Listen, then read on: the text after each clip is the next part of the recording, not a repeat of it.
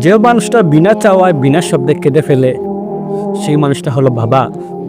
যে মানুষটা বিনা চাওয়ায় বিনা শব্দে কেঁদে ফেলে সেই মানুষটা হলো বাবা।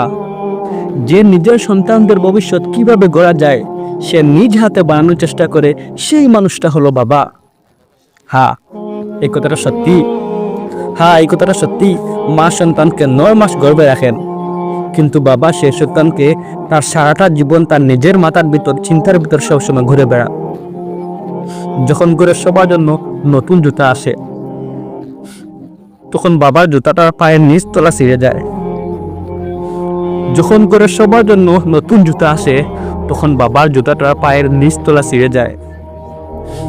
যে নিজের চোখে নয় সন্তানের স্বপ্ন নিজের চোখে সাজায় সেই মানুষটা হলো বাবা। বাবা নিজে অভাবী হয়, বাবা নিজে কষ্ট থাকে, তবুও সন্তানের মুখে সবসময় হাসি দেখে বাবা বাঁচে। বাবারা সবসময় করে যায় কিন্তু কিছু বলে না। বাবারা সবসময় করে যায় তবুও কিন্তু কিছু বলে না।